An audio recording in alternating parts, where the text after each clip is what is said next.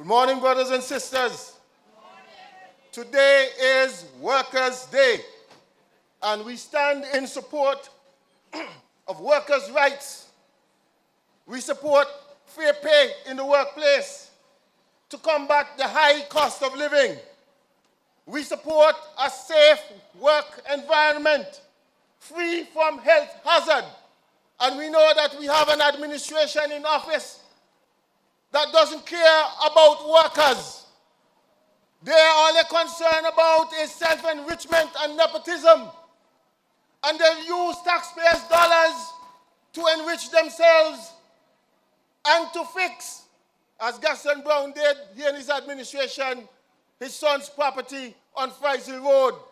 While we have so many government offices with mold growing, workers have to work half day.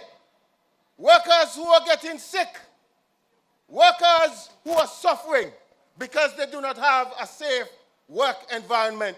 So we support a safe work environment free from health hazard. We support an environment free from harassment and free from discrimination. Every man deserves an environment, every man and every woman deserves an environment free from discrimination and free from harassment.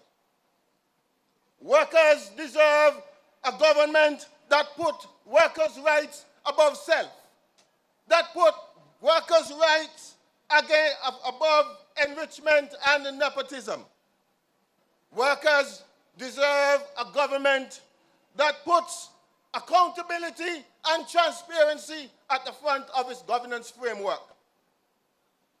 Workers deserve a government that seeks to ensure that the poor and vulnerable can survive by paying them a livable wage. Things are hard in this country. Workers are suffering, but workers have to stand for themselves. We are supporting, but workers have to stand as well against this wicked, vindictive administration. Workers deserve a government that bridges the social divide through meaningful social programs. And I remember making the call where the PDV cab program is concerned. They have it pegged at $800 back from the UPP days over 10 years ago. And we're saying that is below the minimum wage. So imagine you have two elderly persons in a home not earning any income, but because there is a caretaker in the home that earns a little over $800, that family cannot be put on the PDV cab program. Minimum wage takes you to about $1,500 per month.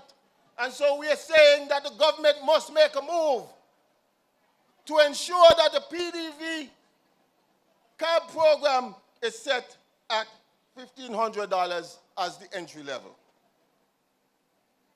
Today, we have a government that is presiding over record increases in the cost of goods and services, economic hardship widespread in this nation of ours, high unemployment and soaring crime.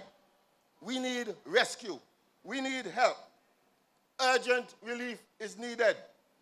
I call on the Gaston Brown administration to immediately implement the following measures. 1, reduce custom duties on essential foods to bring down the high cost of living and the high prices on store shelves. 2, raise the maximum household income eligibility for the People's Benefit Allowance Program from $800 to $1,500, as I said earlier.